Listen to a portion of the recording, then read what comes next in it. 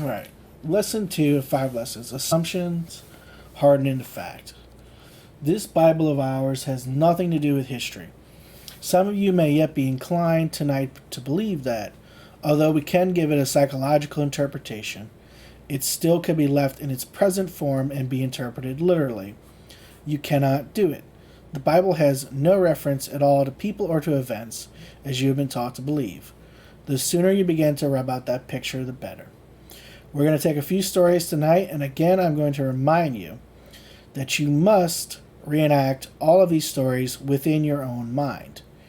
Bear in mind that although they seem to be stories of people fully awake, the drama is really between you, the sleeping one, the deeper you, and the conscious waking you. They are personified as people, but when you come to the point of application, you must remember the importance of the drowsy state. So he's saying, when it comes to the point of application, he's saying, so when you're imagining, using that relaxed, almost asleep state, all creation, as we told you last night, takes place in the state of sleep, or that state which is akin to sleep, the sleepy, drowsy state. We told you last night the first man is not yet awakened. You are Adam, the first man, still in the profound sleep. The creative you is the fourth dimensional you, whose home is simply the state you enter when men call you asleep. Our first story for tonight is found in the Gospel of John.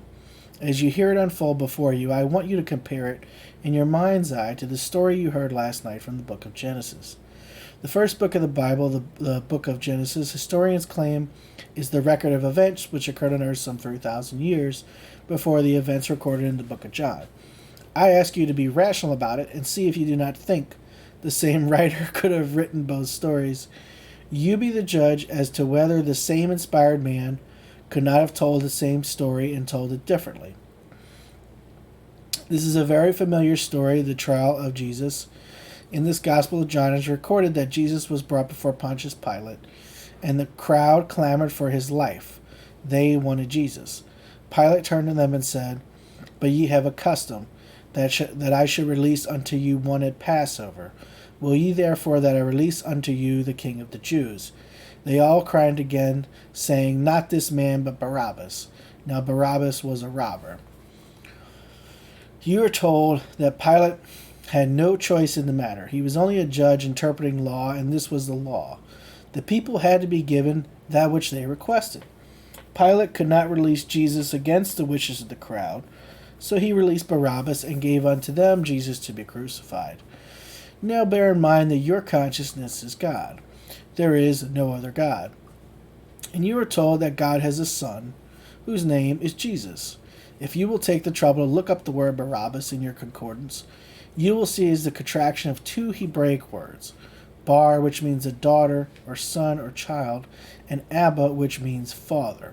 Barabbas is the son of the great father. And Jesus in the story is called the Savior, the son of the Father. Yeah, so, and, I want to pull it up. So there's a whole lecture about Barabbas that I have done. So I have a video, Neville explains Barabbas and Jesus. That should be the short one. But then there's a whole lecture on it too. I don't know if I put the link to the whole lecture in there yet. But if you go on my YouTube, there's the Barabbas and Jesus lecture. And then if you just go to Wikipedia and look up Barabbas, you'll see that they think Barabbas' name might have been Jesus Barabbas or Barabbas Jesus. And that, yes, his name also meant son. So they were actually, this is demonstrating that they're this same entity. Okay, we have two sons in this story. We have two sons in the story of Esau and Jacob. Isaac was the blind father. So the blind father who sees the pictures, bear in mind that Isaac was blind, and justice to be true must be blindfolded. Although in this case Pilate is not physically blind, The part given to Pilate implies that he is blind because he is a judge. On all the great law buildings of the world, we see the lady or the man who represents justice as being blindfolded. Judge not according to the appearance, but judge righteous judgment. I wonder if Neville's going to go into here. There's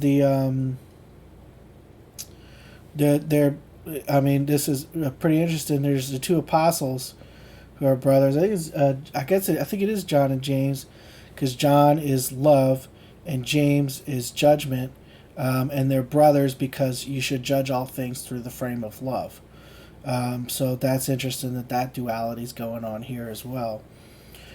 Judge not according to appearance, but judge righteous judgment. Here we find Pilate is playing the same part as Isaac. There are two sons, and all the characters as they appear in this story can apply to your own life. You have a son that is robbing you this very moment of that which you could be, your current state. If you came to this meeting tonight conscious of wanting something, desiring something, you walked in the company of Barabbas. For to desire is to confess that you do not now possess what you desire. And because all things are yours, you rob yourself by living in the state of desire. Trying to just highlight all things are yours. It's not going to work. My Savior is my desire. The Barabbas, the robber, who we release and then crucify Jesus, the Savior. The state of having what you want.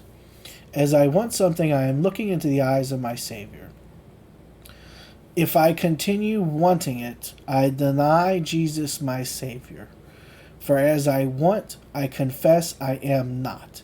And except ye believe that I am he, ye die in your sins. I cannot have and still continue to desire what I have. I may enjoy it, but I cannot continue wanting it. Here's the story. This is the Feast of Passover. Something is going to change right now. Something is going to pass over. Man is incapable of passing over from one state of consciousness into another unless he releases from consciousness that which he now entertains, for it anchors him where he is.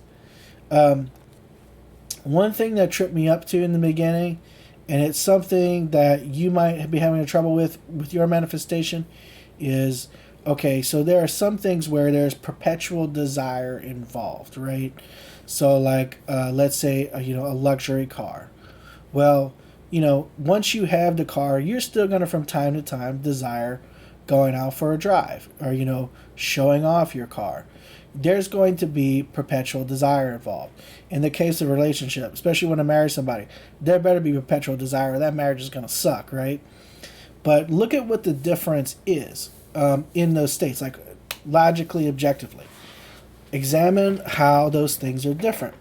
So, to look at the car state, you have very contrasting states there. So in the state of not having the car, maybe you don't have any car, not having the car, thinking you don't have the money for the car, seeing it, and you might see it somewhere and you really envy it, or you go look at pictures of it, you're like, oh, I wish I had that. Versus having the car in your driveway. You still love it. You still occasionally desire to go drive it when you may not necessarily be able to, especially if it's a really high-end car that, you have to be careful where and when you take it places. But that state is so totally different.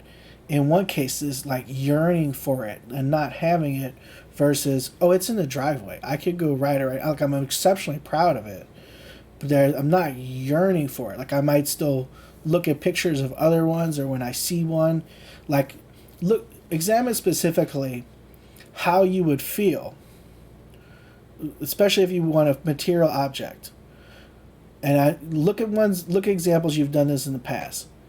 You don't have something, you want it. You see somebody else with it, and it triggers this pang of envy, of I don't know if I'll ever get that, or oh, I wish I had that kind of state. Versus when you have it and you see someone else with it, there is like this happiness of like, oh my god, I have the exact same model. Oh my god, your computer looks so much like mine. Or like, whoa, we're wearing the same shirt. In circumstances where that's okay, that you guys are dressed as twins. But like that recognition of self having this desired thing. You can also use that to manifest. I know a lot of people use that for body. When they see people with a similar body to what they want, they go, oh my god, that person looks so much like me. Or they'll make vision boards where they'll, find images of the body they desire, put it on their vision board, and say every day, and be like, that's what my body looks like. But just think, like, especially in terms of like a car or other some sort of big ticket item, like something like that, where what does that feel like versus, like what does it feel like when you see someone else with something you want and don't have it versus you already have that thing and you see somebody else with it. It's really cool. You could certainly apply this to a relationship, but instead of using that, seeing other couples out and about, let's think about it in terms of, so the state of desiring someone, and they either don't, you feel like they don't want you as much, you're not spending as much time with them as you want, they're not showing the amount of affection or attention that you desire, they're not saying things you want them to say, or let's go to the extreme, you feel like you want them more than you've ever wanted anything, and they won't even talk to you. That's an awful state, right?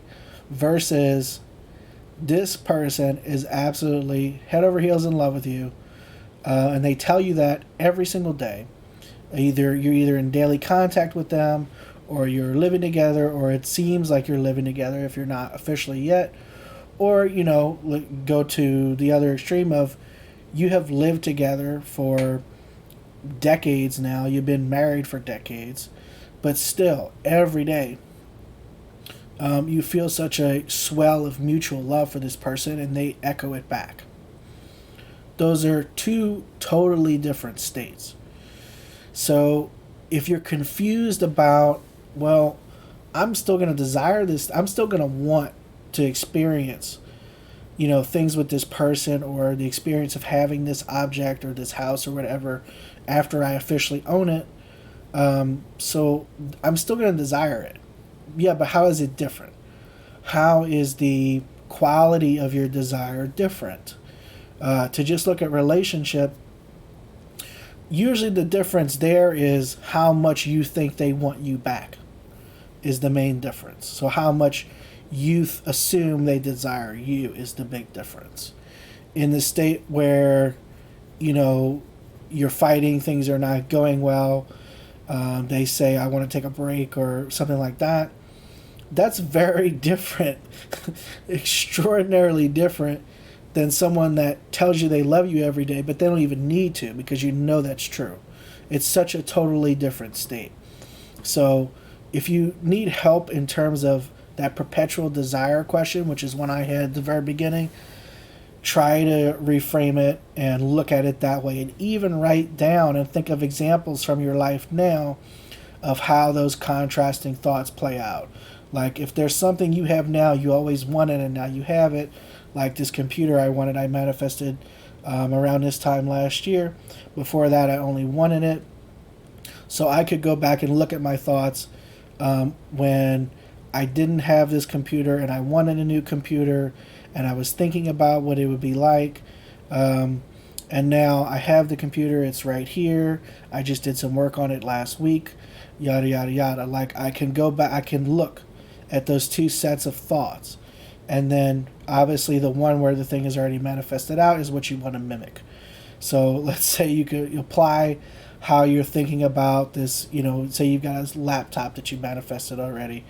Now how you think about it now, well, maybe there's a car you want, apply the way you think and feel about the laptop now to the way that you think and feel about this car that you're so convinced is not in your driveway yet. Well, now put it in the driveway, you have it, it's yours. How do you think about it now? Hopefully that helps. I think the big thing with relationships is like moving from distress into ease. It's not much more difficult than that most of the time. Moving from being unwanted to being wanted, undesired to being desired. Often the big difference in desiring them is just having the desire reciprocated, you know. So I hope that helps, because when Neville said it, because I remember reading this in 5 Lessons and being particularly confused by that, but I worked it out for myself. And now hopefully I'll be able to help you with that. Okay. All right, so let's see where I was at. I think I was at physical feasts. Yeah, you and I may go to physical feasts year after year as the sun enters the great sign of Aries, but it means nothing to the true mystical Passover. To keep the feast of the Passover, the psychological feast, I pass from one state of consciousness into another. I do it by releasing Barabbas, the thief and robber that robs me of that state which I could embody within my world. This state I seek to embody is personified in the story as Jesus the Savior.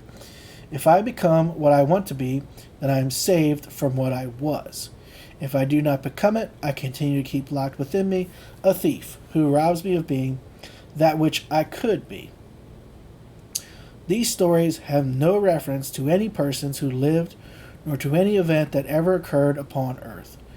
These characters are everlasting characters in the mind of every man in the world. You and I are perpetually keeping alive either Barabbas or Jesus. You know at every moment of time who you are entertaining.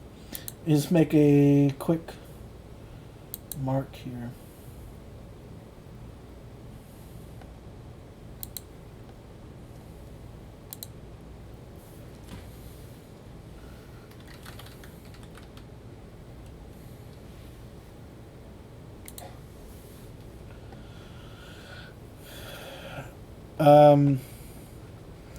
And then I do want to talk a little bit about this too. You and I perpetually keep alive either Barabbas or Jesus. You know at every moment of time who you are entertaining. So Neville's making the claim here that it's like, you don't need to have something happen and have a reaction to it to necessarily know what state you're in. I have given the same... I have a very similar heuristic, which is simply if I say your desire is marriage, and I ask you right now, are you married? Your immediate mental thought is your state. If you desire health, and right now you are convinced you're unwell and claiming health, and I ask you, how are you feeling? Your immediate thought, and I mean, that's just a great general checkup there. Like, you don't need a tarot card to tell you what state you're in, right? You don't need some dramatic thing happening in the exterior world to tell you what you're currently claiming. What are you crucifying in your mind? Are you robbing yourself of your desire, or moving into already having what you want?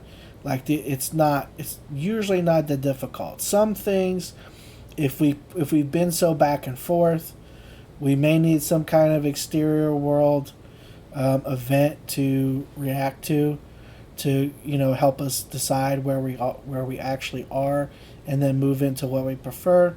But most things I ask you, how are you doing? You have enough money? Are you happy? Some other ones that people are interested in. I don't know. Those are most of the ones people are concerned about. Like, they want to feel good, right?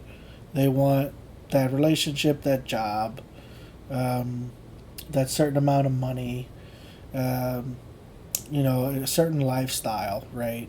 Whether you want to live in a house or a condo, or you want to go from Airbnb to Airbnb, you want a certain lifestyle. You want a certain sense of freedom and also security. Pretty basic things people want, to feel, love, joy, belonging, accomplishment, meaning, those type of things. Now, it's not universal. Obviously our desires come from God, and that's so that we can be led through different states and experience different things.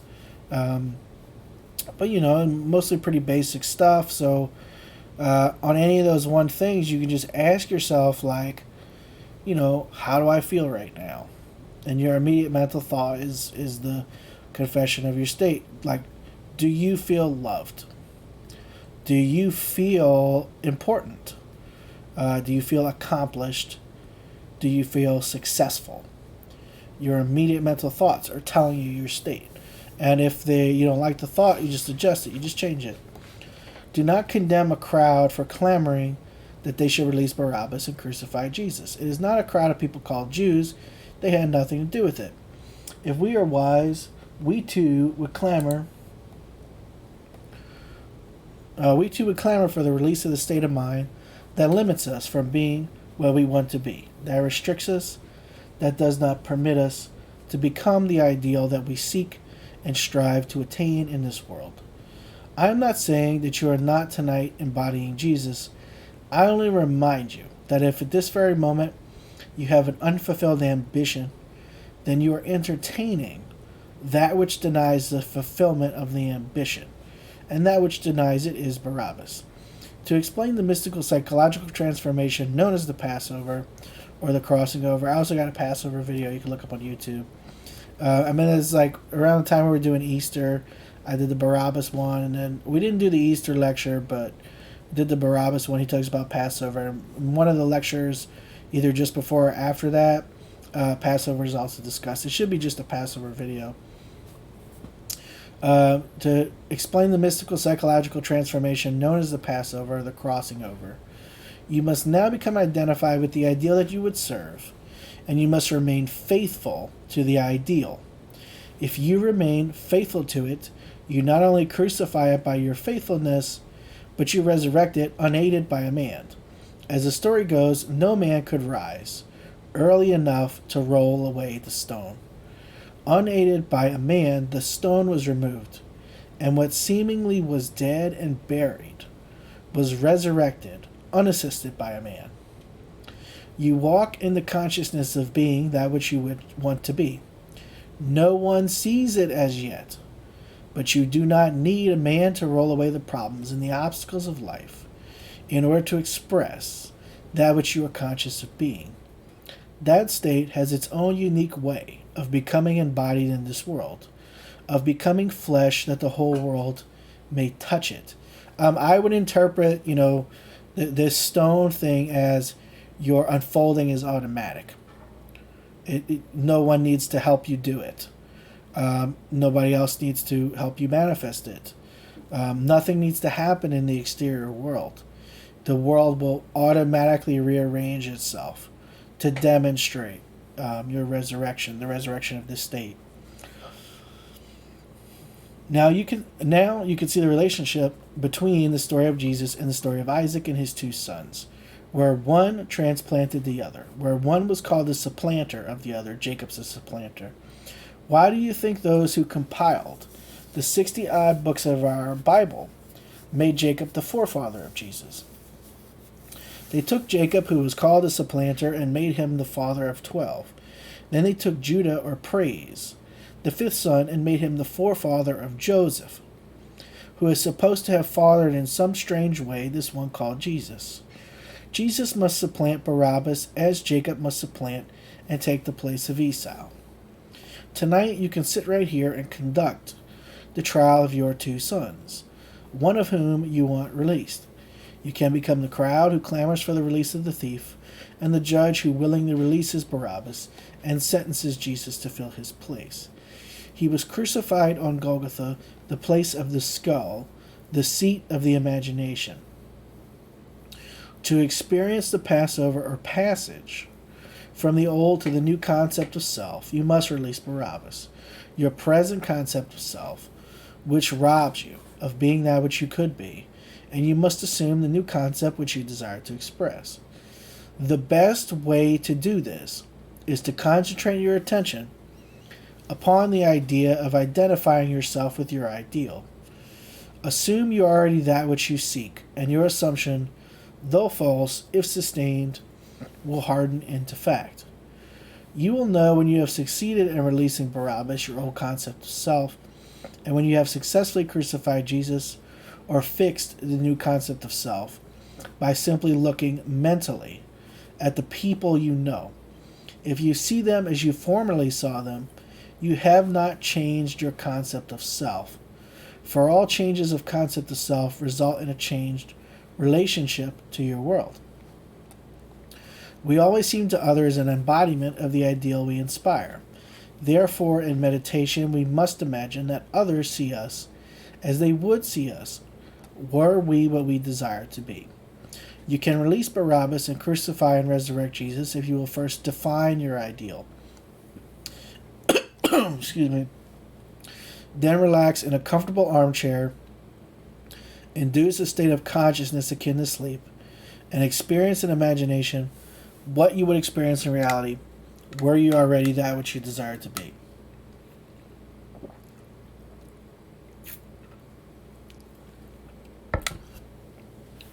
By this simple method of experiencing in imagination what you would experience in the flesh,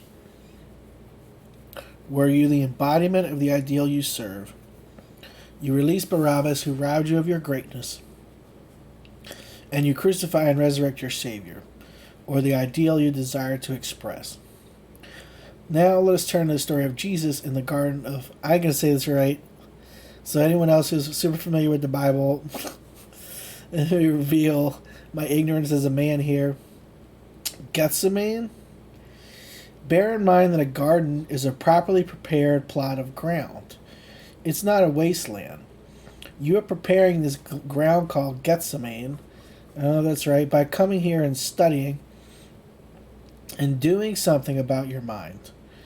Spend some time daily in preparing your mind by reading good literature, listening to good music, and entering into conversations that ennoble. We are told in the epistles, whatsoever things are true, whatsoever things are honest, whatsoever things are just, whatsoever things are pure, whatsoever things are lovely, whatsoever things are of good report, if there be any virtue, if there be any praise, think on these things. Continue with our story as we're told in the 18th chapter of John. Jesus is in the garden, and suddenly a crowd begins to seek him. He is standing there in the dark, and he says, "Whom seek ye?" The spokesman called Judas answers and says, "We seek Jesus of Nazareth." A voice answers, "I am he." At this instant, they all fall to the ground. Thousands of them tumbled. That in itself should stop you right there and let you know it cannot be a physical drama, because no one could be so bold in his claim that he is the one sought, that he could cause thousands who seek him to fall to the ground. But the story tells, well, I guess Neville never been to like an Elvis or a Morrissey concert. But the story, I mean, you don't get them to fall to the ground, but you do get them to all try to run up on the stage, right? But the story tells us that they all fell to the ground. Then when they regained their composure, they asked the same question. Jesus answered, "I have told you I am he. If therefore ye seek me, let these go their way." Then Jesus said unto him, "That thou doest, do quickly." Judas, who has to do it quickly, goes out and commits suicide. He didn't include the kiss. He didn't talk about the kiss. Now to the drama. You are in your garden of Gethsemane, or prepared mind if you can, while you're in a state akin to sleep. Control your attention and not let it wander away from its purpose. If you can do that, you are definitely in the garden. Very few people can sit quietly and not enter a reverie or a state of uncontrolled thinking. When you can restrict the mental action and remain faithful to your watch, not permitting your attention to wander all over the place, but hold it without effort within a limited field of presentation to the state you are contemplating, then you are definitely the disciplined presence in the Garden of Gethsemane. The suicide of Judas is nothing more than changing your concept of yourself. When you know what you want to be, you have found your Jesus or Savior. When you assume that you are what you want to be, you have died to your former concept of self. Judas committed suicide and are now living as Jesus. You can become at will detached from the world around about you and attached to that which you want to embody within your world. By the way, we will at some point there's at least one, but I think there's like two or three lectures just about Judas and more of Judas's symbolism, and we will do those eventually. I just haven't pre-read any of them, and it's cool. I totally forgot that here Neville is saying that Judas is equivalent to a concept of self, an old concept of self. Judas is the old man. But I know, that's not true. I did read part of one of the Judas lectures. And I do know that in that, Neville said that Judas is actually the most important apostle. And he gives his reason for that, But essentially it's related to all of this, which is unless you have this one who reveals the Son of God can't come into being in your world. In other words, this, whether it's a specific manifestation or it's the bigger picture of the promise, that Judas state, that's a state of mind, has to reveal it, has to know it and reveal it, okay? So that old self has to die in order for the new self to be crucified and resurrected. So it's a very important part of the drama that takes place in your mind. Okay, now that you have found me, now that you have found that which would save you from what you are, let go of that which you are and all that it represents in the world. Become completely detached from it. In other words, go out and commit suicide. If you completely die to what you formerly expressed in this world, and you now completely live to that which no one saw as true of you before, you are as though you had died by your own hand, as though you had committed suicide. You took your own life by becoming detached in consciousness from what you formerly kept alive, and you began to live to that which you have discovered in your garden. You have found your Savior. There's a really great Neville lecture. I think it's called The Art of Dying, where he has a couple Blake quotes, like Blake said, "I die daily," and Neville says there's no changing power in what we would call death in our day-to-day life, like the death of a death. That doesn't change anything. The death that changes things is when your old self dies. The way you think about the world is no longer alive and creating in your world. That's old, gone, and dead. No one knows where it's buried, like Moses. No one knows where Moses is buried. Oh my God, we're going straight to Moses right here. It is not men falling, not a man betraying another, but you detaching your attention and refocusing your attention in an entirely new direction. From this moment on, you walk as though you were that which you formerly wanted to be. Remaining faithful to your new concept of self, you die or commit suicide. No one took your life, you laid it down yourself. You must be able to see the relation of this to the death of Moses, where he so completely died that no one could find where he was buried. It's really great. I mean, it's one of these things where it's like, I know this is in here, and so it came to mind, but I didn't like skip ahead and see that it was there. But it's like I consciously forgot it was there, but I wasn't surprised when I'm talking about the death of Moses, and I look over and I see the name Moses, and I'm like, oh, boom, there it is.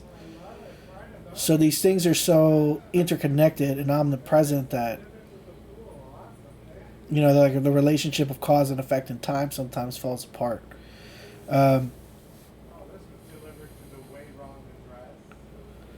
He is not a man who betrayed a man called Jesus. The word Judas is praise. It is Judah, to praise, to give thanks, to explode with joy. You not explode with joy unless you are identified with the ideal you seek and want to embody in this world. When you become identified with the state you contemplate, you cannot suppress your joy. It rises like the fragrant odor described as Jericho in the Old Testament.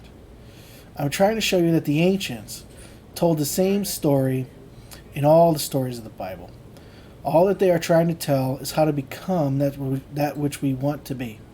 And they imply in every story that we do not need the assistance of another. You do not need to become now what you really want to be. You do not need another to become now what you really want to be. Let me take a little sip here.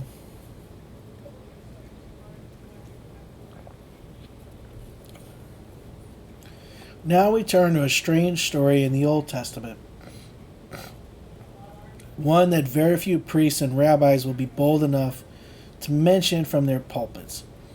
Here is one who is going to receive the promise as you now receive it. His name is Jesus, only the ancients call him Joshua. Jehoshua ben Nun, or Savior, son of the fish, the Savior of the great deep. Nun means fish, and fish is the element of the deep, the profound ocean. Jehoshua means Jehovah saves, and Ben means the offspring or son of. There's another meaning of the name Ben, I'm forgetting it now. I think it means like honored ones, or it means like head between the shoulders. So he was called the one who brought the fish.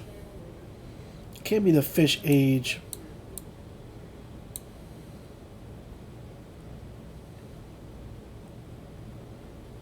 I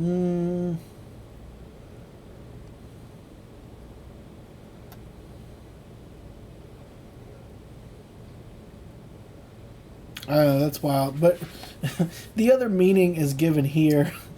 Son of the fish. So out of the deeps, out of the depths of your own mind. States that come out of the depths. Is this story in the 6th book of the Bible, the book of Joshua. A promise is made to Joshua as it is made to Jesus in the anglicized form in the Gospels of Matthew, Mark, Luke, and John. In the Gospel of John, Jesus says, Jesus says, all things whatsoever thou hast given me are of thee, and all mine are thine, and thine are mine, and all mine are thine, and thine are mine.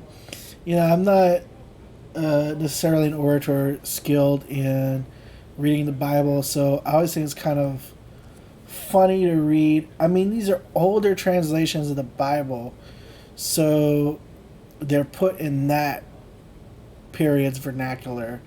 And, you know, you read the contemporary translations, and they're very, you know, modernized, and they don't have thines and whatsoevers and thous in them anymore. I don't know, I always kind of like crack up and kind of lose my mind a little bit reading that stuff. I just feel like it's like nobody, like, I didn't know I was doing like Old English plays today. I didn't know that was happening.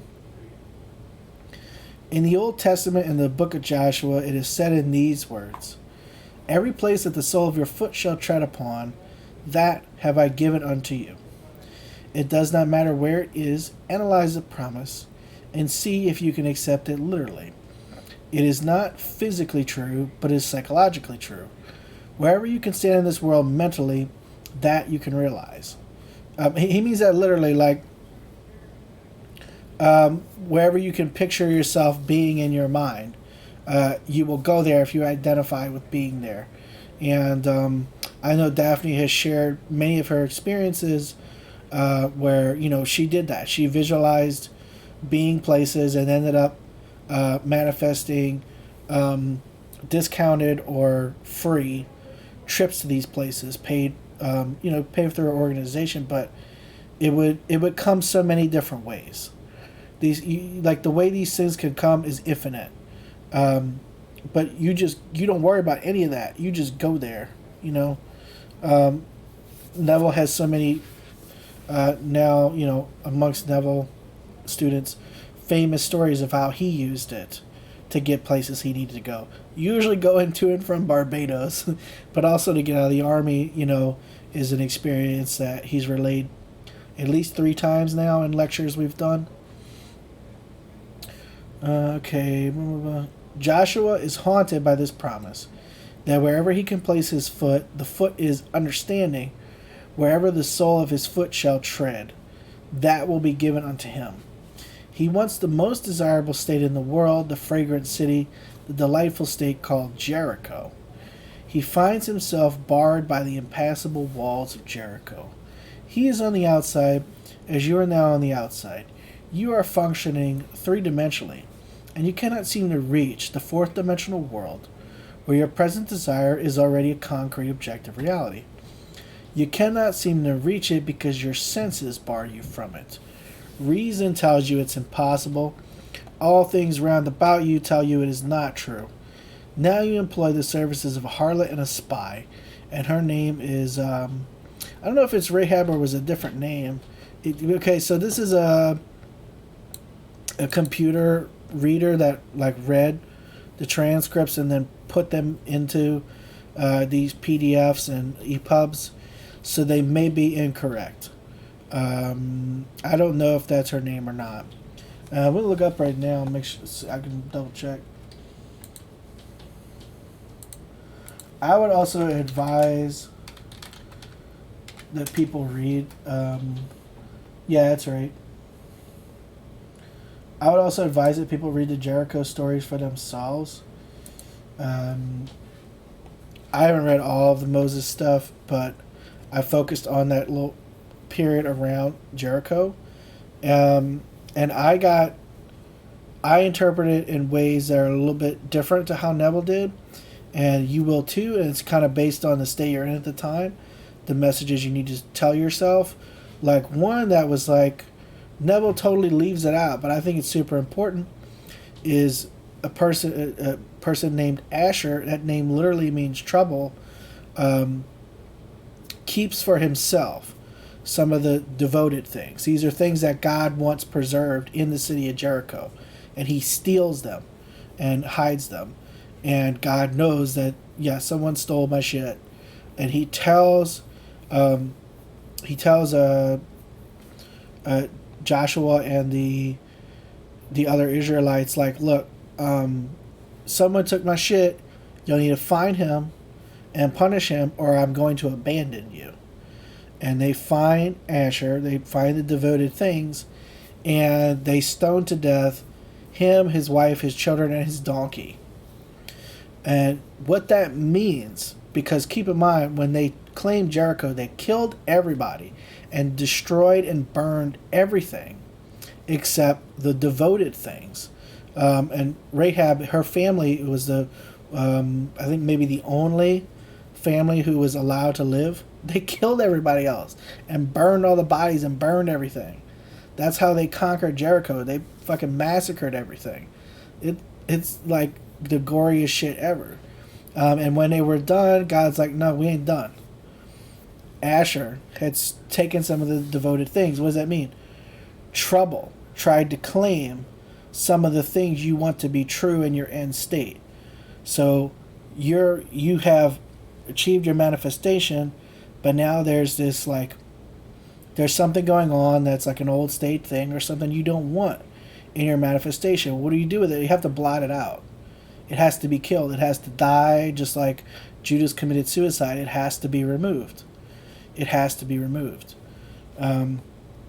That's something I got out of reading the story myself that Neville, as far as I know, never mentioned. And I feel like that's super important to mention. I'm sure you'll read it and you'll get your own insights and interpretations from reading it yourself. Okay, Joshua wants the most desirable. I'm right up here. Joshua wants the most desirable state in the world, the fragrant city, the delightful state called Jericho. He finds himself barred by the impassable walls of Jericho. He is on the outside, as you are now on the outside. You are functioning three-dimensionally, and you cannot seem to reach the fourth-dimensional world where your present desire is already a concrete objective reality. You cannot seem to reach it because your senses bar you from it. Reason tells you it's impossible. All things round about you tell you it's not true. Now you employ the services of a harlot and a spy, and her name is Rahab. I don't know if I'm pronouncing that right. The word Rahab means the spirit of the Father. Race means the breath or the spirit, and Ab, the Father. I don't know if it'd be Ra. It's probably Ra, means the breath or spirit, and Ab, the Father. Hence we find that the harlot is the spirit of the Father, and the Father is man's awareness of being aware, man's I amness, man's consciousness. Your capacity to feel is the great spirit of the Father, and that capacity is Rahab in this story. She has two professions, that of a spy and that of a harlot. The profession of a spy is this: to travel secretly, to travel so quietly that you may not be detected. There is not a single physical spy in this world who can travel so quietly that he will be altogether unseen by others. He may be very wise in concealing his ways, and he may never be truly apprehended, but at every moment of time he runs the risk of being detected. When you are sitting quietly with your thoughts, there is no man in the world so wise that he can look at you and tell you where you are mentally dwelling. I can stand here and place myself in London. Knowing London quite well, I can close my eyes and assume that I am actually standing in London. If I remain within this state long enough, I will be able to surround myself with the environment of London as though it were a solid, concrete, objective fact. Physically, I am still here, but mentally I am thousands of miles away, and I have made elsewhere here. I do not go there as a spy. I mentally make elsewhere here and then now. You cannot see me dwelling there.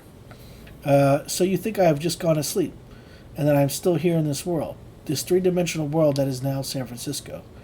As far as I am physically concerned, I am here, but no one can tell me where I am when I enter the moment of meditation. Rahab's next profession was that of a harlot, which is to grant unto men what they ask of her, without asking man's right to ask. If she be an absolute harlot, as her name implies, then she possesses all and can grant all that man asks of her. She is there to serve and not to question man's right to seek what he seeks of her. You have within you the capacity to appropriate a state without knowing the means that will be employed to realize that end, and you assume the feeling of the wish fulfilled without having any of the talents that men claim you must possess in order to do so.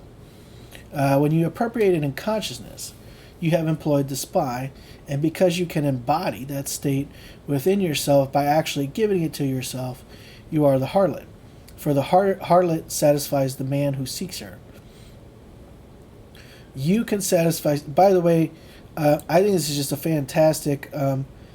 in this little paragraph here, is a really fantastic explanation and breakdown of how all of these things are just aspects of your mind. It's just, Neville's so masterful at giving you these explanations. You can satisfy self by appropriating the feeling, even though he left out Asher. That's great. You can satisfy self by appropriating the feeling that you are what you want to be. And this assumption, though false, that is, although reason and the senses deny it, if persisted in, will harden into fact. By actually embodying that which you have assumed you are, you have the capacity to become completely satisfied. Unless it becomes a tangible, concrete reality, you will not be satisfied. You will be frustrated. You are told in this city that when Rahab went into the city to conquer it, the command given to her was to enter the heart of the city, the heart of the matter, the very center of it, and remain until I come. Do not go from house to house. Do not leave the upper room of the house into which you enter. If you leave the house and there be blood upon your head, it is upon your head. But if you do not leave the house and there be blood, it shall be upon my head. Rahab goes into the house, rises to the upper floor, and there she remains while the walls crumble. That is, we must keep a high mood if we would walk with the highest. In a very veiled manner, the story tells you that when the walls crumbled and Joshua entered, the only one who was saved in the city was the spy and harlot whose name was Rahab. And her family, too. I'm pretty sure her family. This story tells what you can do in this world. You will never lose... Well, okay, so this part is just about remaining faithful to your state and remaining mentally loyal. So, I know a lot of people are familiar with the many mansions phrase as well. Like, in my house, there are many mansions. Okay, well, in Jericho, there's a lot of fucking places. There's a lot of houses. She went to the place at the center where she was supposed to go. The heart of the thing you want to embody. But then she didn't go jumping from house to house while they're having the battle outside. She stayed in a house on the roof, hidden on the roof. Okay? She stayed in one place. In other words, for you, you stay loyal to that state. You don't let your mind wander in all these different directions, whether it's during the imaginal act or during the day. You stay loyal to what you've claimed. You stay in that state of consciousness until it externalizes. The story tells what you can do in this world. You will never lose the capacity to place yourself elsewhere and make it here. You will never lose the ability to give unto yourself what you are bold enough to appropriate as true of self. It has nothing to do with the woman who played that part. The explanation of the crumbling of the walls is simple. You are told that he blew upon the trumpet 7 times, and at the 7th blast the walls crumpled, and he entered victoriously into the state that he sought. 7 is a stillness, a rest, the Sabbath. It is a state when man is completely unmoved in his conviction that the thing is. When I can assume the feeling of my wish fulfilled and go to sleep, unconcerned, undisturbed, I am at rest mentally, and am keeping the Sabbath, or am blowing the trumpet 7 times. And when I reach that point, the walls crumble. Circumstances alter, then remold themselves in harmony with my assumption. As they crumble, I resurrect that which I have appropriated within. The walls, the obstacles, the problems crumble of their own weight, if I can reach the point of stillness within me. So you want to know more about this Sabbath concept? Neville has a whole chapter about it. I read some of it on a stream, and I'm pretty sure I have a video of it. Let me check just quick if I can find it. I'm pretty sure I have one. I might have 2 or 3 actually. But there's a whole chapter about the Sabbath, and an important thing to know about it is that it's automatic, and it's automatic as a result of the forcefulness and intensity of your own imaginal act.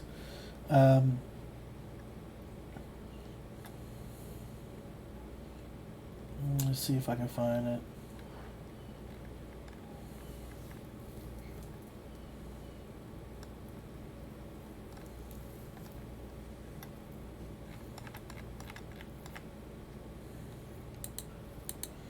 This is going to get really wild and basically impossible to do in a couple months once I have...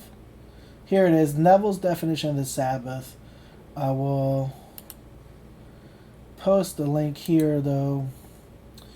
I realize when watch it back, mostly these are good for me to remind myself I need to put this in the description, because unless you're in chat right now, you probably don't want to type all that.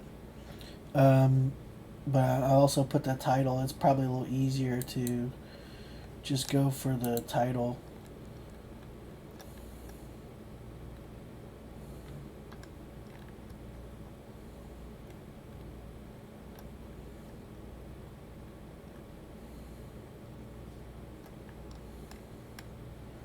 Sorry, I scrolled right past it.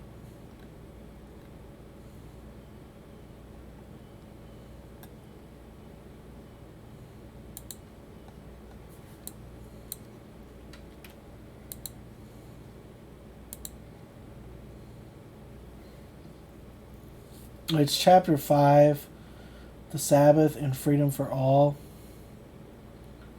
And that is from the stream where I was doing All Things Are Possible. That's the name of the video if you want to look it up. Or just go Google Freedom for All chapter 5 if you want to know a little bit more about this concept. As I remember, right here and in that chapter are the 2 primary spots where Neville talks about this concept. Those are the 2 main ones, where it's given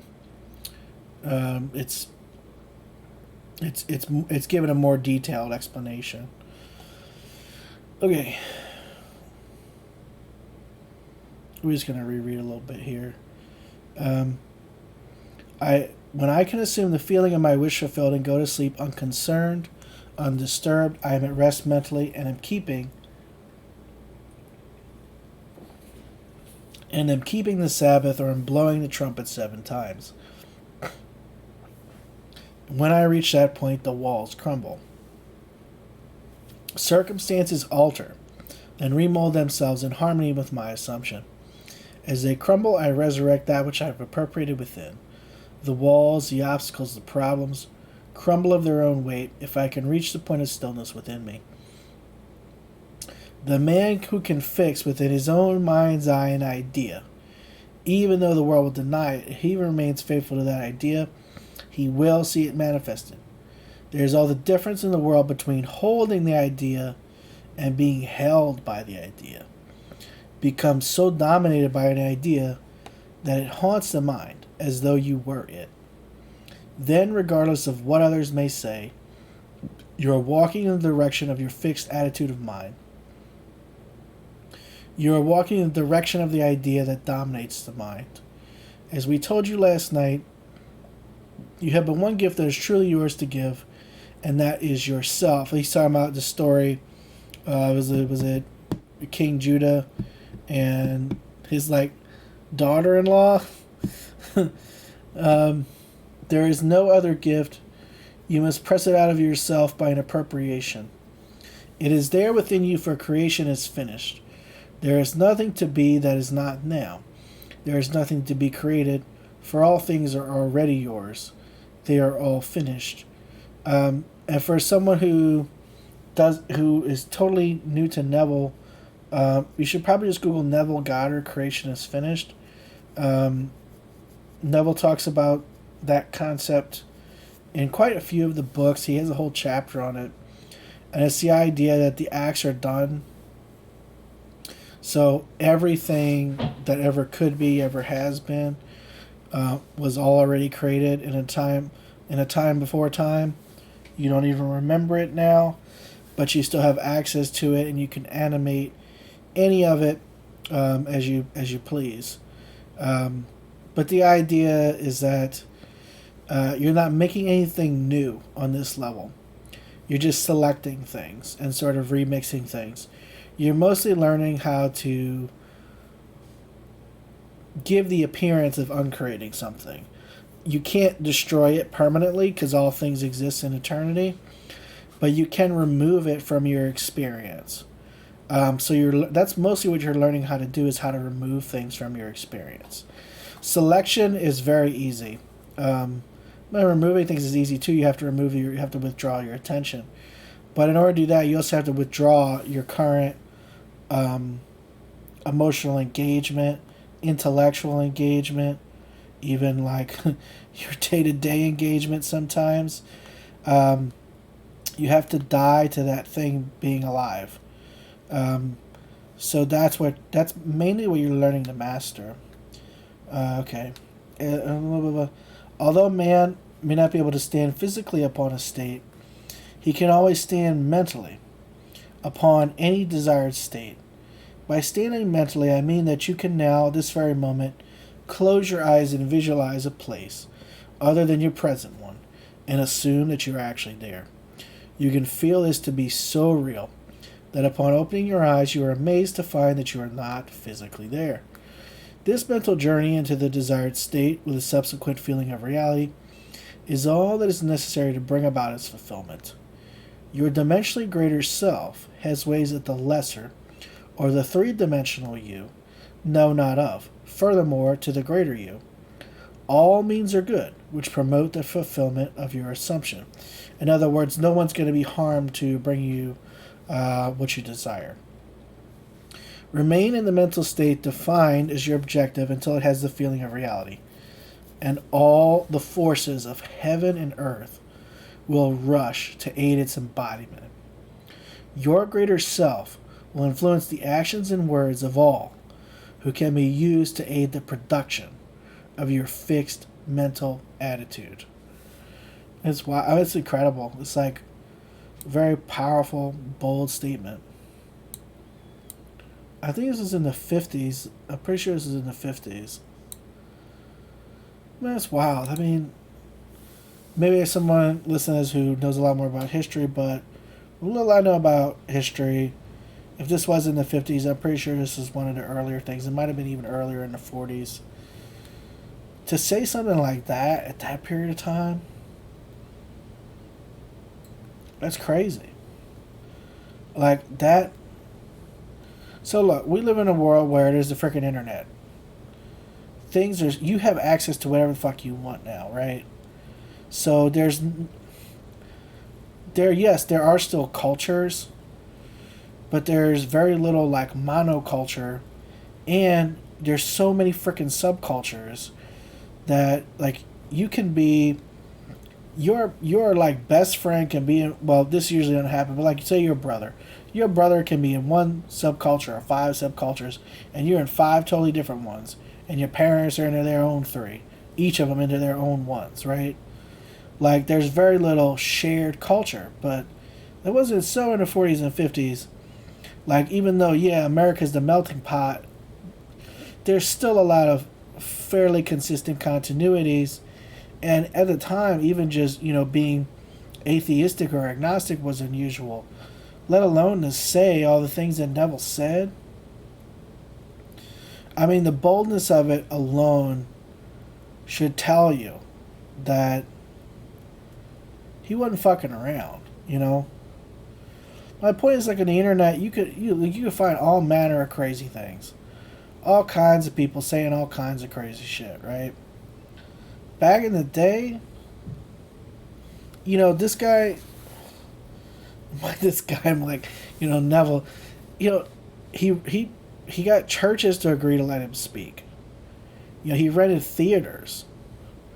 Like, he had to rent places. He couldn't just he couldn't sit in his living room and rant to nobody like I'm doing right now. He had to go pay up front to rent a place and then hope that people would give him enough money back to cover the cost. He really fucking hustled this shit. I mean, I don't know what like the details of any of his book deals were. I know he had a publisher. I don't know if he had 2 or 3 different publishers or it was just the one. I know at some point he went back to printing his own stuff. But again, he was doing pamphlets. Like, in other words, he's going down to a print shop and paying whatever money he could scrounge up to print those things himself. It wasn't like, you pay your internet bill, right? So you have your access to the internet. You can disseminate whatever information you want whenever to whoever. No, your boy was lugging pamphlets around New York City and being like, hey, you want a pamphlet about how you're God? Like, the boldness of that is just wild.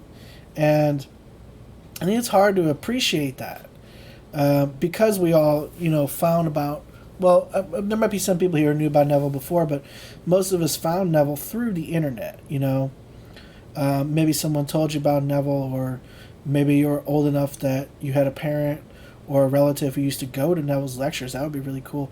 Or you're one of Neville's students who's still alive.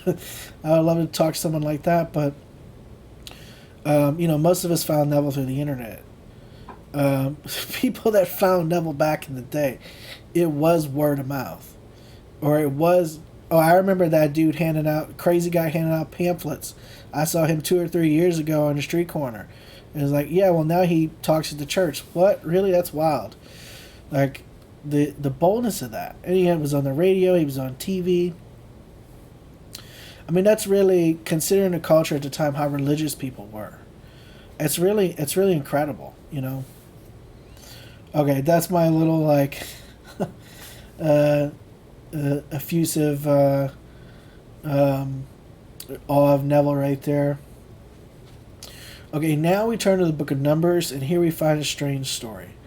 I trust that some of you have had this experience as described in the book of Numbers. In the book of Numbers, they speak of the building of a tabernacle at the command of God. That God commanded Israel to build him a place of worship. I guess he's talking about the thing that all the Israelites carried through the desert for the longest time. He gave them all the specifications of the tabernacle. It had to be an elongated, movable place of worship, and it had to be covered with skin. Need you be told anything more? Isn't that man? Know ye not that ye are the temple of God, and the Spirit of God dwelleth in you? There is no other temple, not a temple made with hands, but a temple eternal in the heavens. This temple is elongated, and it is covered with skin, and it moves across the desert, the sand, because this whole world's bones and sand. And on the day that the tabernacle was reared up, the cloud covered the tabernacle, namely the tent of the testimony, and this is probably not right, and at even there was upon the tabernacle as it were the appearance of fire until the morning. So it was always. The cloud covered it by day, and the appearance of fire by night. The command given to Israel was to tarry until the cloud ascended by day and the fire by night, whether it were 2 days or a month or a year, that the cloud tarried upon the tabernacle remaining thereon. The children of Israel abode in their tents and journeyed not. But when it was taken up, they journeyed.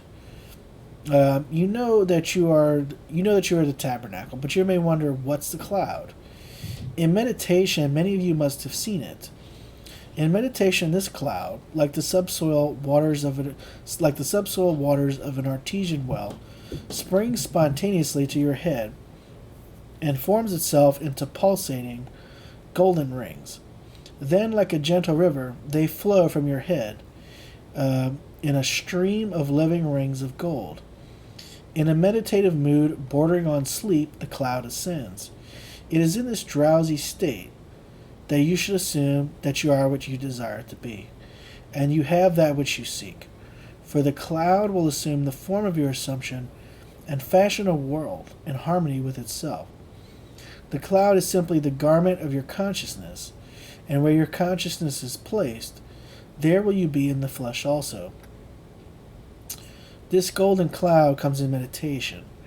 There is a certain point when you are approaching sleep that it is very, very thick, very liquid, and very much alive and pulsing. It begins to ascend as you reach the drowsy meditative state bordering on sleep. You do not strike the tabernacle, neither do you move it until the cloud begins to ascend. The cloud always ascends when man approaches the drowsiness of sleep. For when a man goes to sleep, whether he knows it or not, he slips from a three-dimensional world into a fourth-dimensional world, and that which is ascending is the consciousness of that man in a greater focus. It is a fourth-dimensional focus. What you now see ascending is your greater self. When that begins to ascend, you enter into the actual state of feeling. You are what you want to be. That is the time you lull yourself into the mood of being where you want to be, by either experiencing in imagination what you would experience in reality, where you're already that which you want to be, or by repeating over and over again the phrase that implies you've already done what you want to do. A phrase such as, isn't it wonderful, isn't it wonderful, as though some wonderful thing had happened to you.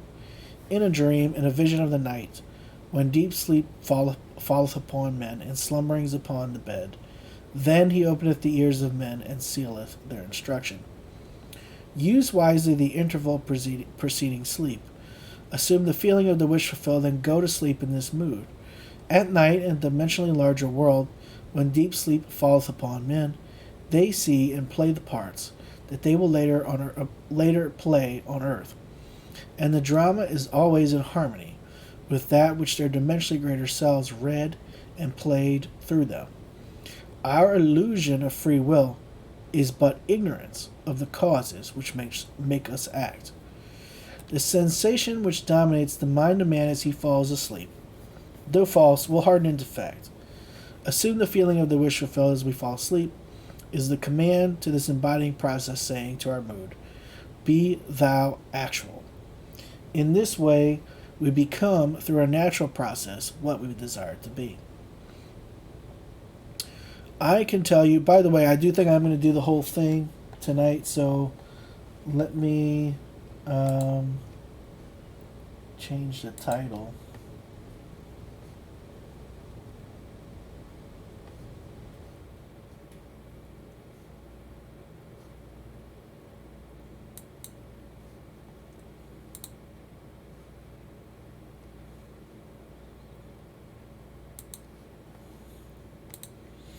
I think I have to do it through the browser. 1 second.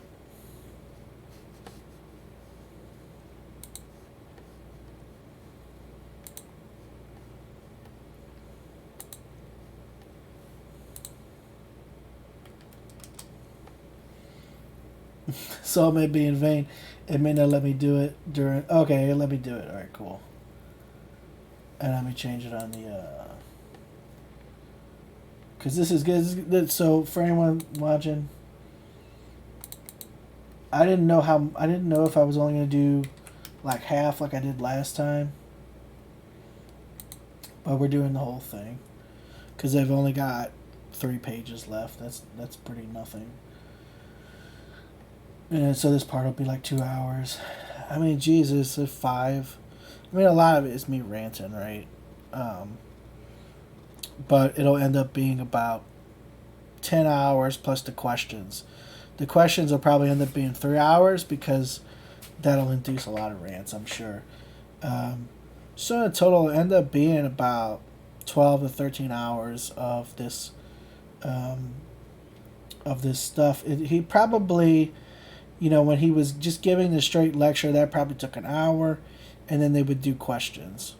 So in total, it was probably 7 to 8 hours of learning and teaching when it actually happened. But now you have me to rant all over it.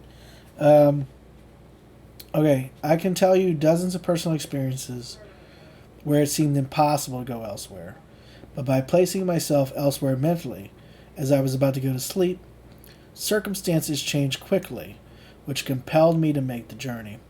I have done it across water by placing myself at night on my bed, as though I slept where I wanted to be.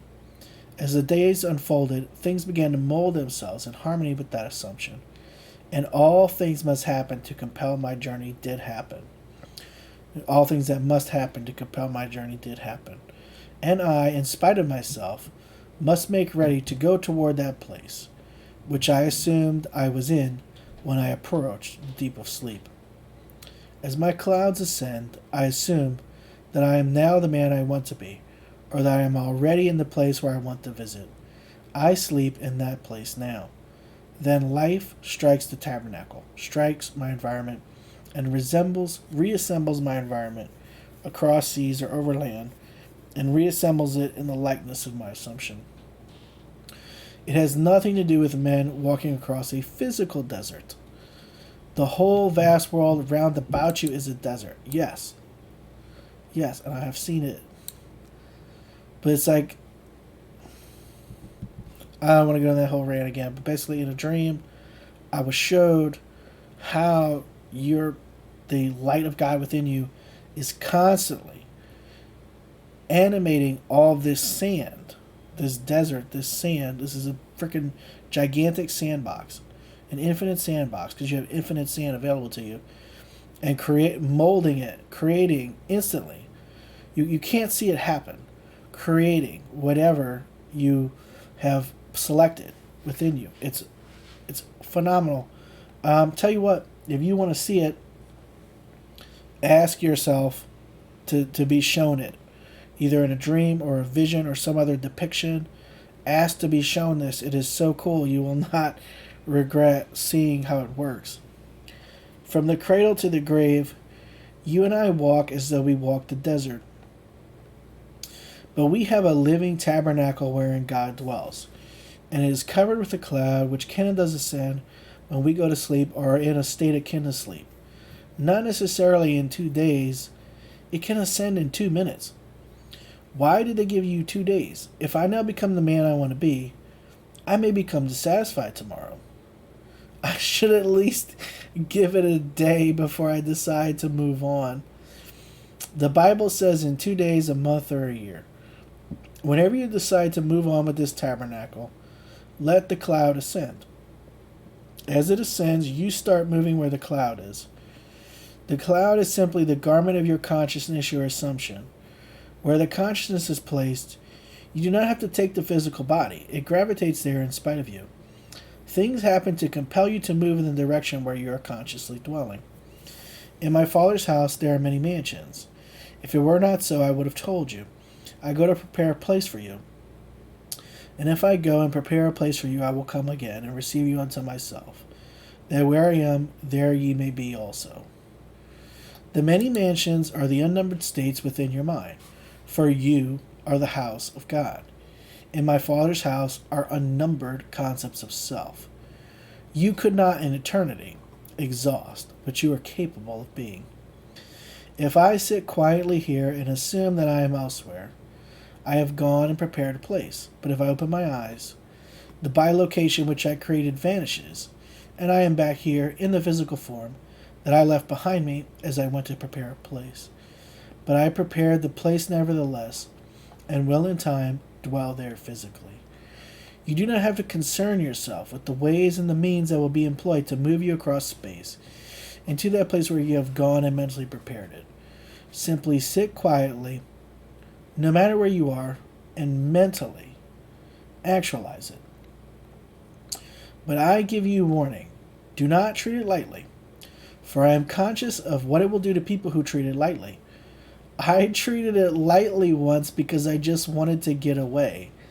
Based only upon the temperature of the day, it was deep in the winter of New York, and I so desired to be in the warm climate of the Indies that I slept at night as though I slept under palm trees. Next morning when I awoke, it was still very much winter. I had no intention of going to the Indies that year, but distressing news came which compelled me to make the journey. It was in the midst of war when ships were being sunk right and left, but I sailed out of New York on a ship 48 hours after I received the news.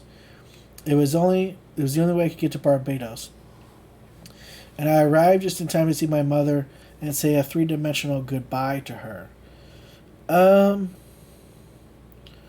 So there is some contradiction here, even in this lecture.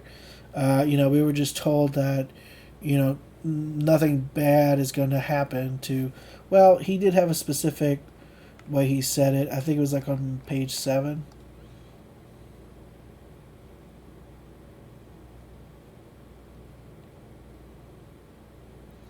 All means are good which promote the fulfillment of your assumption is how he stated it. Well, he says, to the greater you, all means are good.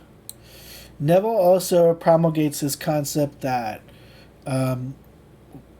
deaths are like predetermined, like the time and out, like the way and the time, even though time is just a frame for movement from state to state, that's all set in advance. Those are the only things that are set in advance are these seeming deaths. So I don't know, but at the same time, Neville's always trying to explain visions and these really weird experiences he had. Because if we go with the idea that these deaths are set, they're going to happen a certain day and time a certain way. Well, his obviously God knows that, and so the only reason he fell asleep imagining that was as an indicator from God telling him, look, you're going to have to go home. I'm not going to tell you why right now, but you're going to have to go home. So tonight when you sleep, you're going to be in that mood of being back home. I don't know. I'm trying to remember other times where Neville talks about it's like unintentionally killing somebody else, because that's sort of what's going on here, right? Saying he was in a mood to be back home, imagined it, and then got news that his mother was sick, and so he had to go see her, and she passed not long after. So there's a lot to unpack there. Still, I think it's great advice. Don't treat it lightly. Definitely don't treat it lightly. But then again, don't treat anything serious in life lightly. It's like you didn't need to know about manifesting to really know that. But I think the idea is that, if you really stepped into a state, you're going to experience it. So like what he was talking about with the 2 days just now, give it some time to know if you want it or not, right? So, these desires are coming from God, but you got to look at them. If you're getting a bunch of desires about one thing, you feel a bunch of different ways about it, you feel like there's a decision you could make there, you could be fine with any number of options, go with the actual primary root desire that's being yearned for, instead of trying to use one of the options to get at that root. And don't take imagination lightly. Like, your manifestations will hunt you down. So if you don't want to experience it at some point in time, don't think about it. And definitely don't fall asleep imagining for it. I mean, really, if there's any part of you that thinks, yeah, I may not want that, or I really don't want to, like, unmanifest that, I don't want to have to uncreate that, don't imagine for it and assume that you won't experience it, because otherwise it will happen. It will come to you. So yeah, the spirit of the advice there, to never take it lightly, I would wholeheartedly agree with. In spite of the fact that I had no intentions of going, the deeper self watched where the great cloud descended. I placed it in Barbados, in this tabernacle my body had to go and make the journey to fulfill the command. Wherever the sole of your foot shall tread, that have I given unto you. Wherever the cloud descends in the desert, there you reassemble that tabernacle. I sailed from New York at midnight on a ship, without taking thought of submarines or anything else. I had to go. Things happened in a way that I could not have devised. I warn you, do not treat it lightly. Do not say, I will experiment and put myself in Labrador just to see if it will work. You will go to your Labrador, and then you will wonder why you ever came to this class. It will work if you dare assume the feeling of your wish fulfilled as you go to sleep. Control your moods as you go to sleep. I cannot find any better way to describe this technique than to call it a controlled waking dream. In a dream, you lose control, but try preceding your sleep with a complete controlled waking dream, entering into it as you do in a dream. For in a dream, you are always very dominant. You always play the part. You are always an actor in a dream and never an audience. When you have a controlled waking dream, you are an actor and you enter in the act of the controlled dream. But do not do it lightly, for you must then reenact it physically in a three-dimensional world. Note to self, if I listen back to this whole thing, get someone on who knows a lot about lucid dreaming and is very good at it, and who also imagines, because I'm wondering if developing that skill also helps you, develop control in not totally sleeping states. Obviously it would. Obviously it's all, just about mental control. But they might have some tips that would help with that effortless control in SATs. Like the ones that would work in the dream would also work in those liminal states. Also, this whole control your moods as you go to sleep. So before I found Neville, I was going to sleep and waking up for basically my whole life in awful moods. Awful moods. The I am meditation is what saved me from that. I didn't do a scene about it, but just as I imagined more, moved into better and better states, but mostly the I am meditation. That I am meditation really got me out of that. My version of the I am, Neville's version of the I am meditation. Read it for yourself, and your faith is your fortune. You are allowed to condition the I am, obviously. But so some people just say I am. No. You do that at first to sink into it. But I always start with I am relaxed. Duh. I am totally at peace. I am ready to claim new states. I had a whole little method, a whole sequence of statements that I would use to go deeper and deeper within myself. And that is what brought me that peace at night and most mornings. That's what got me out of that. And I'd been going to bed, waking up, awfulest moods my whole life. And I am meditation really saved me from that. And it's I can't recommend the I am meditations enough if you're having that issue. If you're just feeling bad, mentally, physically, emotionally, whatever, as you're going to sleep and waking up, of course it's going to affect your life. Don't pretend it's not. I mean, you can say, oh, it's not going to. Yeah, it is. Never mind you go to sleep in a shitty mood. But yeah, the I am meditation is what did that for me. Is what fixed that and cleaned that up. and it's really like the most like precious. It's one of the most precious type of gifts you can give yourself. Similarly, I will mention it again. Undoubtedly, a master state. What I would call a master state, whatever. It's stupid. Like a something it's akin to like Isn't It Wonderful? Something that encompasses a lot of things, right? Ties it all together. Falling asleep in this state of there is nothing I need to do. Everything's taken care of. It's this state of fulfillment. It's this state of I have everything I want. I'm relieved of all need to effort. There's nothing I need to worry about. That general vibe. And you can make it big or small. You can make it there's nothing more I need to do today, or you can make it like I have everything I want. Everything's taken care of. I don't have to do anything.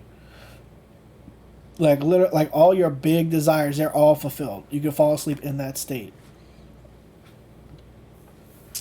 I definitely recommend that if you have hyper focus on something unpleasant right now that doesn't really matter. Like, if you're having trouble at work, or like you have like an unpaid parking ticket, something like that. That's like nagging on your mind that ultimately doesn't matter. Go with that state instead of doing whatever specific thing you want to manifest right now, because that state just immediately lets go of all that shit and cleans it up. Cleans it up in the exterior world, but especially in your mind. You won't wake up the next day worrying about that. If you have something like that nagging at you right now. And if it's a bigger thing nagging at you right now, that state's even better. Because then you're not focused on the sort of back and forth, that tug of war about this thing you want. So yeah, try that state out. I mean, I'm gonna put a little bookmark too. I will talk about this again. And I'll have like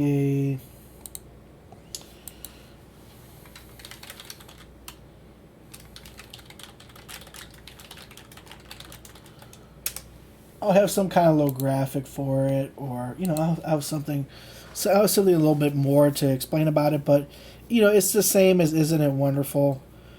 Just I have everything I want, everything's taken care of. That's the state. I think that's enough to explain. It's just it's a total fulfillment, total lack of worry type of state. Now, before we go into our moment of silence, there is something I must make very clear, and that is this effort we discussed last night. If there is one reason in this whole vast world why people fail, it is because of a law known to psychologists today as the law of reverse effort. Joseph Murphy was obsessed with this too. When you assume the feeling of your wish fulfilled, it is with a minimum of effort. You must control the direction of the movements of your attention, but you must do it with the least effort. If there is effort in the control, and you are compelling in a certain way, you're not going to get the results. You will get the opposite results, whatever they may be. I gotta tell you, I think this is just like the assumptions, of course I was going to tell you, I think this is just like the assumptions I talked about the subconscious at the top of this stream, where this is a bunch of bullshit. You don't have to believe in this. Because look, he's talking about something that is like, control it, but don't control it. This whole let it flow. It's like, at the same time, Neville instructs you, if your mind wanders, bring it back, bring it back. Well, that's effort, right? That's effort. So, and it's also like the idea is that, okay, so your scene wanders a little bit. Now your manifestation's fucked up? No. I think that's really silly. I think it's really excessively silly. Joseph Murphy has like a whole chapter about this on Power of Your Subconscious Mind. And I think it's total bullshit. This is why I continue reading the bullshit. That is why we insist on establishing the base. Look, I'm just going to tell you from personal experience, I have had lupusine. My mind wanders for half an hour, all kinds of fucking madness that never manifests, comes back to the scene, and then the thing happens. So it's and I had to forcefully bring my mind back, right? So I mean, pay attention to your own mind. Like you could take a scene and force it, and have it happen. The scenes I've had happen the fastest were where like my control over my mind was at max.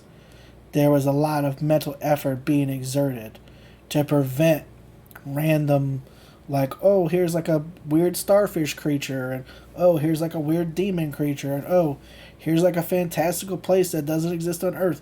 And like so much mental effort was being exerted to prevent that crap from popping in, and if it did pop in, pushing it out of the scene, like almost physically pushing it out of the scene so that I could loop what I wanted to do.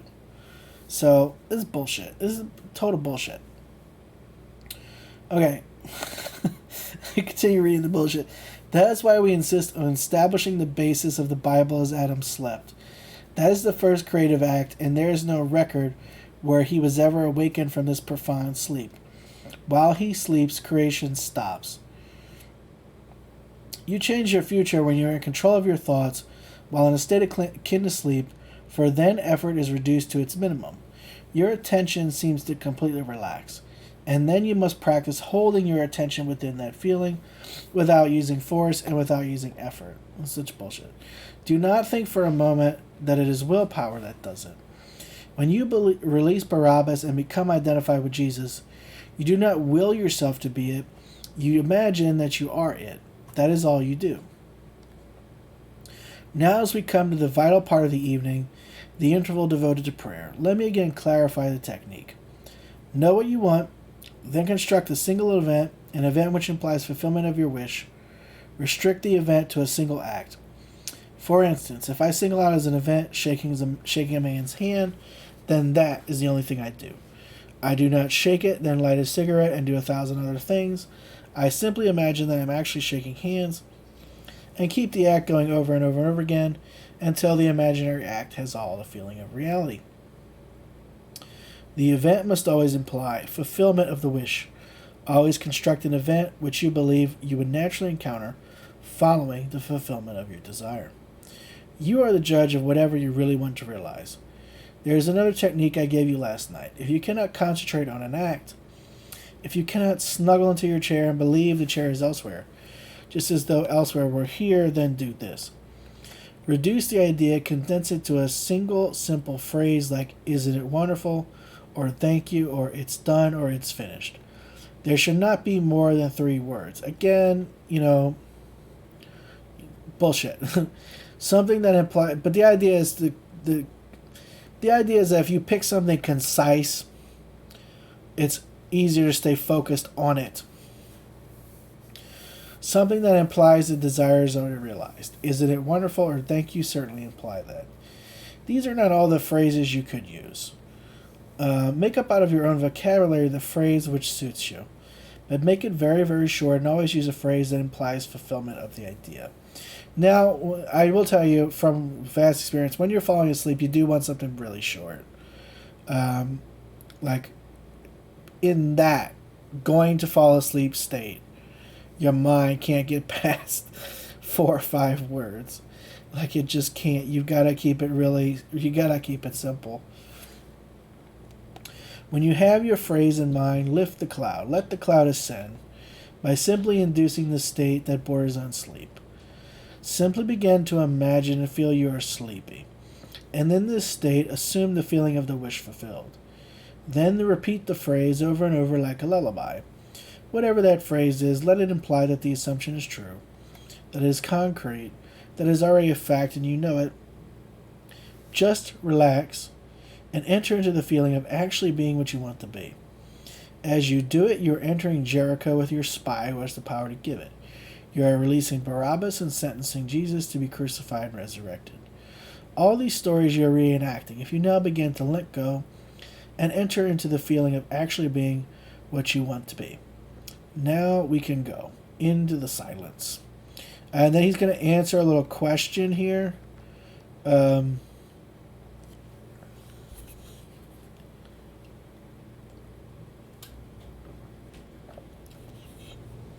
If your hands are dry, if your mouth is, they did what he told them to do. They must have actually imagined at that point. If your hands are dry and if your mouth is dry at the end of this meditation, that is positive proof that you did succeed in lifting the cloud. What you were doing when the cloud was lifted is entirely your business. But you did lift the cloud if your hands are dry. I will give you another phenomenon which is very strange and one I cannot analyze. If it happens to you, it happens if you really go into the deep. You will find on waking that you have the most active pair of kidneys in the world. I have discussed it with doctors and they cannot explain it. That's also because, like, if you, like, I don't know, if it's only 10 minutes, do see a doctor. Like, if you just peed and then you go sit down and you only loop something for 10 minutes and you're going to pee again, see a doctor about that. But it's like, a lot of times when I was doing IM meditations and, like, longer imaginal sessions when I first found Neville, it might be 2 hours, because I was training my mind to, like, be able to stay in that. I need to fall back into that state because I enjoyed it quite a bit. It's like, yeah, you're going to have to pee after 2 hours, I haven't seen a cloud. Dry hands, always dry hands. Dry mouth, usually, especially if you're meditating for an hour or two. Not the cloud thing, I don't know. I have not experienced that. Though I understand the way he explained it is kind of more a metaphor, but he says you can see it literally. But the next thing I have seen, another thing you may observe in meditation is a lovely liquid blue light.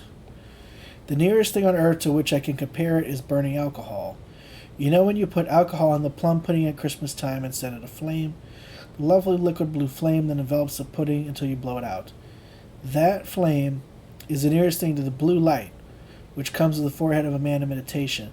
That must be the fire at night.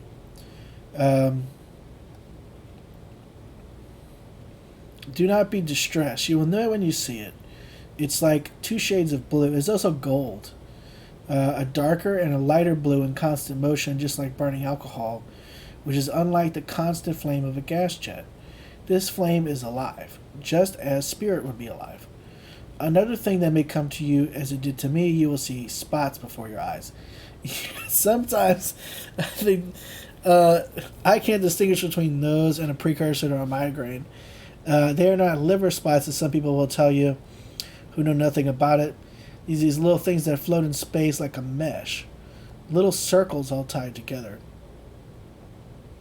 They start with a single cell and come in groups in different geometrical patterns.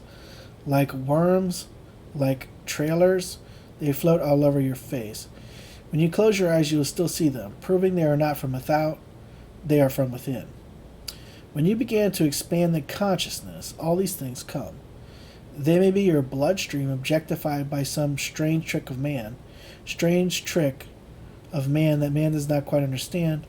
I'm not denying it is your bloodstream made visible, but do not be distressed by thinking it is liver spots or some other silly thing that people will tell you. If these various phenomena come to you, do not think you are doing something wrong. It is the normal, natural expansion that comes to all men who take themselves in tow and try to develop the Garden of Gethsemane. The minute you begin to discipline your mind by observing your thoughts and watching your thoughts throughout the day, you become the policeman of your thoughts. Refuse to enter into conversations that are unlovely. Refuse to listen attentively to anything that tears down. Begin to build within your own mind's eye the vision of the perfect virgin rather than the vision of the foolish virgin. Listen only to the things that bring joy when you hear them. Do not give a willing ear to that which is unlovely. When you heard it, you wish you had not. That is listening and seeing things, without oil in your lamp or joy in your mind. There are 2 kinds of virgins in the Bible, 5 foolish and 5 wise virgins. The minute you become the wise virgin, or try to make an attempt to do it, you will find all these things happen. You will see these things, and they interest you so that you have not time to develop the foolish sight, as many people do. I hope that no one here does, because no one should be identified with this great work who can still find great joy in a discussion of another that is unlovely. Alright, so that's lesson 2.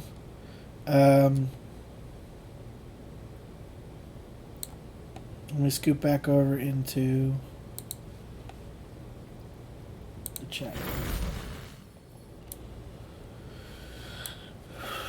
Alright, so let's hide the quote.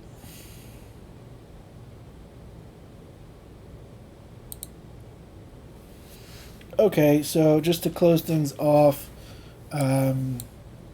tonight, this evening, right now, if you got time, even if you can't close your eyes and get comfortable, you can still imagine with your eyes open, but preferably do as instructed. So let's do as people did at the workshop. This is Neville's most advocated technique. This is the thing he stands by above all else, which is simply get relaxed in a chair. You go lay in your bed, close your eyes, get into that extremely relaxed state akin to sleep. You could do the I am meditation first. As he said today, use your lullaby phrase to get there. So if you're going to do isn't it wonderful, or like I am fulfilled, whatever, pick one I am to focus on, or two or three, keep it simple, or something just like I'm so happy, isn't it great, it's awesome, whatever phrase you want, it's done, I'm so loved, whatever you want to do, whatever your lullaby is, focus on that as you get into that almost sleeping state. Even if you're fairly new to Neville, you still know what he's talking about there. It's where you're super relaxed and you're about to fall asleep, but you don't fall asleep. And in that state, normally you'll start having like precursors to dreams. When those come up, push them away, but don't wake yourself up. And at that moment, really sink into your visualization. Now you can focus on that visualization when you're repeating that lullaby to get there, but once you're there, that's when you want to keep looping it. And so, like he instructed, pick a simple lullaby and a simple thing which would imply fulfillment of the desire. So don't do a long conversation with somebody. Don't have a scene where you're touring France. Like, just pick one thing. One little thing, like he used the handshake. We'll talk about the wedding ring. For when he wanted to go back home from Barbados, he used boarding the ship, getting on the ship. Now that was kind of a longer scene because he boards the ship, and then he feels sadness for having to leave. Let's say you do want to go on a trip. You could simply put yourself there. I'm trying to think of some other ones. For a car, key in the ignition, turning it on. You're in the car is your dream car, and you're turning it on. Same thing with a house you want. Key in the door, open it, knowing it's your house. Or simply be standing in like the foyer or living room of the house. And the person who would be with you when you move in is saying, "I love this house. I love." There, you can hear them selling you. I love your new house. I love your new house.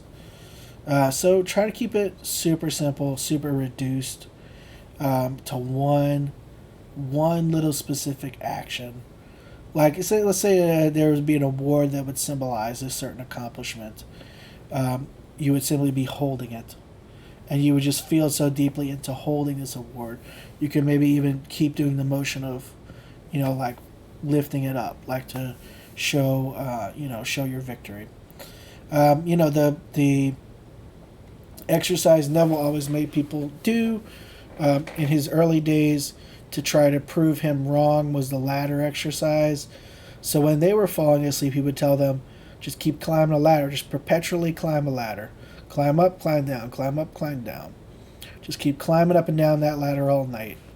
Every night until you actually climb a ladder. I might need to do that soon because there's a light in my kitchen needs change. But the idea is to pick something really simple for the thing you want. Super simple for the thing you want. Something that's like 2 seconds, 3 seconds in real life, at most. If you can get it down to like something that takes a second, do it. So take that lullaby, pick your lullaby phrase, pick your very simple scene, preferably no dialogue, just one action. Get in that relaxed state, loop them. If you fall asleep, that's not only okay, that's great. Because that's usually deal sealed, you never need to do it again. What I've had happen a bunch of times is I kind of fall asleep for like a few minutes, and then I wake up. So that's very okay and common if that happens to you. But like if you don't fall asleep and you just do it until you feel it's real, until you feel like you're actually doing this, that's the point at which you would be allowed to stop. So yeah, go ahead, try what everybody was told to do and did then at the time, and what numerous people have done since in order to manifest the things they want. And if you find this on YouTube, let me know how it went. Or if you join a stream later, let me know. Yes, that's it for today. Next stream, I don't know what time. I mean, it'll probably be Saturday.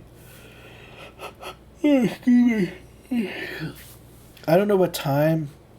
It's going to kind of be a busier day. And then Sunday is Mother's Day. I might have to end up doing it early in the day. We'll see. Otherwise, if I really think I can't squeeze one in Saturday, I will maybe do one tomorrow. But tomorrow it's kind of busy too, so I don't know. If I end up having to skip it, I will, and I'll just do another Makeup Monday. But I'm gonna try to get one on Saturday as well. Actually, I'll talk to Daphne and see if we can't just do a short chat stream on Saturday. That might be best. So as soon as, also, because Campbell does his stream with the, no, my God, I need to put shout out in front of Campbell Kid.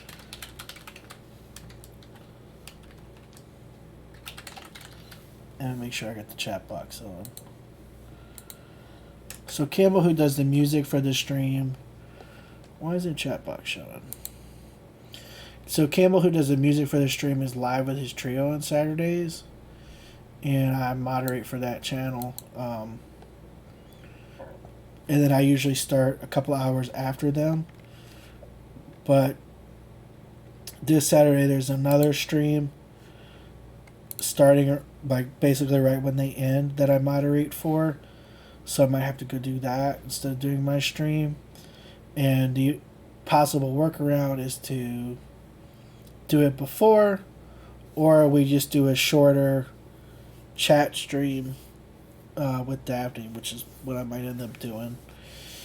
Alright. So thanks for tuning in. Thanks for listening. If you're new to my channel, like and subscribe. More importantly, come and see me on Twitch. Twitch.tv/imaginationisgod. I don't know when you're watching this. I might have already finished all the other lessons. If you're really eager to read the rest of it, go read the rest of it now and then watch the videos too. Because, I mean, you can't refamiliarize with this refamiliarize yourself enough. Because each time you're going to see it and think about it differently. The boldness with which I'm like, yeah, Neville, that's bullshit tonight. I didn't think or feel that way when I first started reading this. I was serious, yeah, okay. I don't want to fuck it up. No, I'm like, oh, that's bullshit. But I've tried and tested. That's the difference. And, so if you're someone who is like, well, I've read 5 lessons 10 times. I manifested most of the stuff I want. I just want to see who's out there talking about Neville nowadays. All right, cool. But, some of the stories he's talking about, maybe you haven't read the Bible yet, and maybe, take half an hour, go read one of them, see if there isn't some symbolism there that has a particular special meaning to you now that you didn't know anything about, you were not consciously aware of. at any point in time prior in your life. And now you're like, oh, that's what I am going through or was going through, recently. Like, boom, that's it. That's the answer. That's the exact, story of what I just went through last week. See if there isn't something there that you're trying to tell yourself. All right, thanks for tuning in. Going to end out today without any Neville lecture.